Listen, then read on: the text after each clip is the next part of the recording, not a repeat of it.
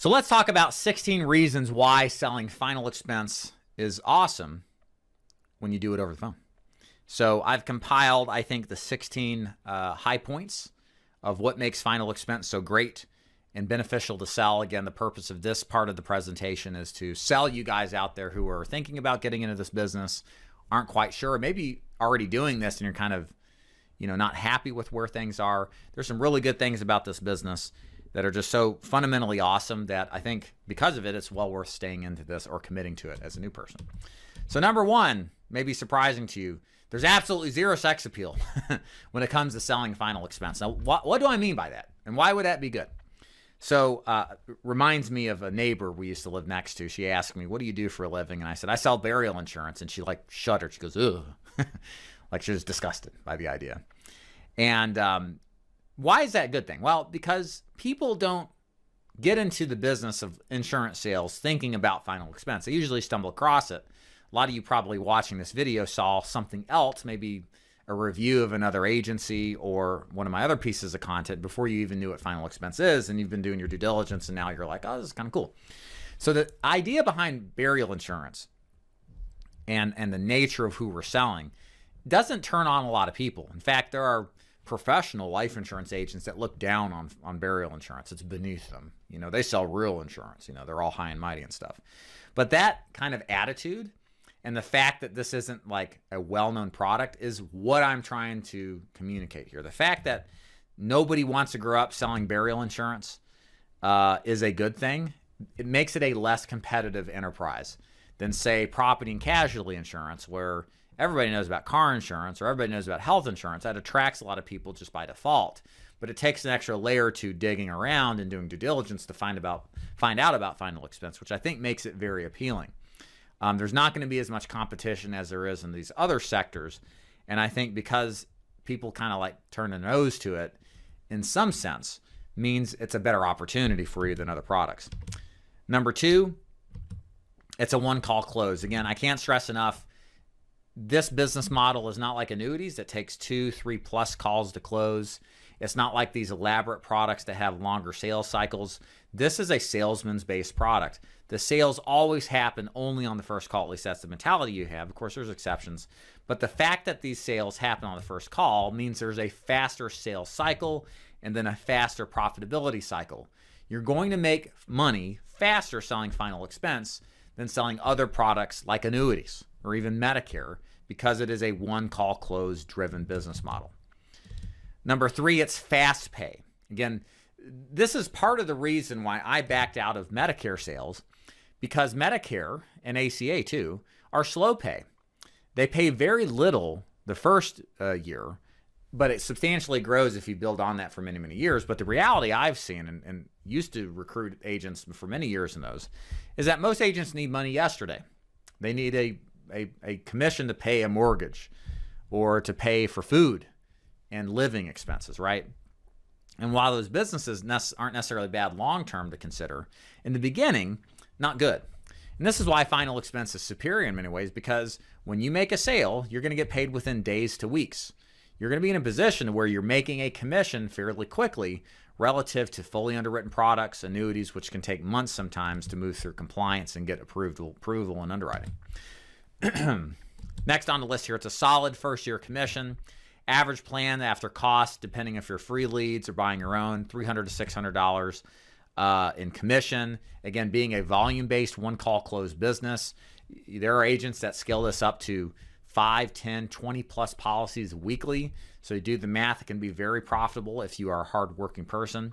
And then compare that to Medicare health insurance, where you may get paid $0 to $300 after costs. And the key thing here is after costs, because even though these plans can pay good money, approximately $300 a year, give or take, for Medicare and health insurance, when you factor in the cost of doing business, like buying leads, it's going to be way less than that. Sometimes it can be negative depending on the time of year you write, let's say, a Medicare plan.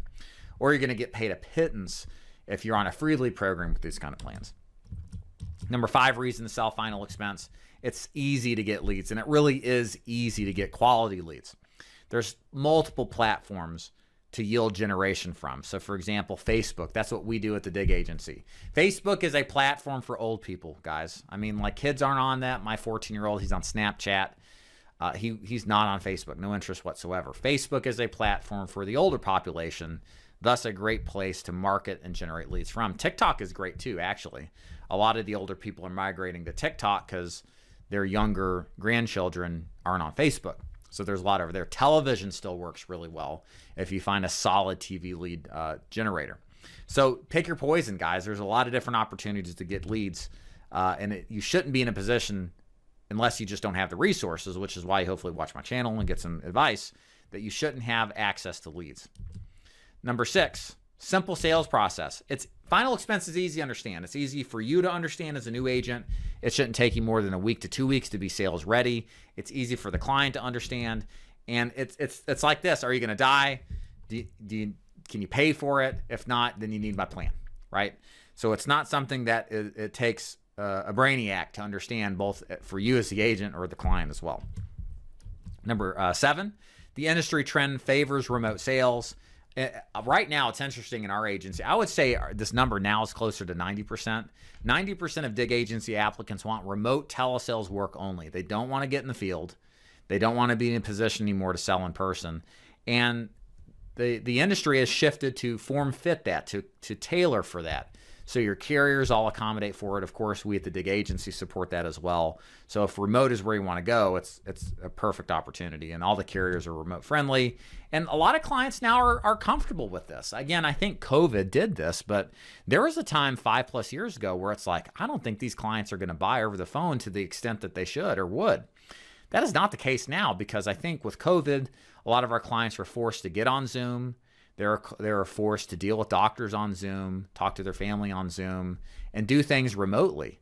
And so, and not necessarily Zoom, but maybe over the phone, but to not necessarily have to be in person with the other person they're transacting business with. So I think this shift has helped the telesales agent become more accessible to more people, and with clients more willing to do it. Number 8 is a growing base of prospects. Again, 10 to 11,000 baby boomers are hitting 65 daily for the next 20 years. We're going to see a 50% increase in the population over 65 from 2020 to 2040. And this is very simple math, guys. More prospects equal more sales opportunities. You're not necessarily getting that in other niches, but you absolutely are getting a growing base of opportunity if you're selling final expense. Number 9 on the list, prospects have guaranteed income. All retirees get Social Security payments until they die. Despite financial concerns with Social Security, it's been incredibly robust. Social Security has never missed a payment to its recipients, and doubt it ever will. And then Social Security, like we said earlier on, it's the third rail of politics. I don't care that the government people, they're not going to get into this and change anything substantively.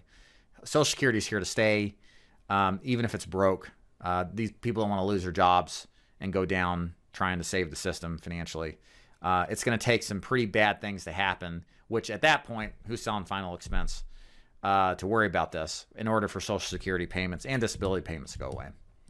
Number 10, it's simple to scale. This is another thing I like about final expense. There's a couple of ways you can scale here. First of all, if you want to make more money, work more, buy more leads, or get more free leads. That's it.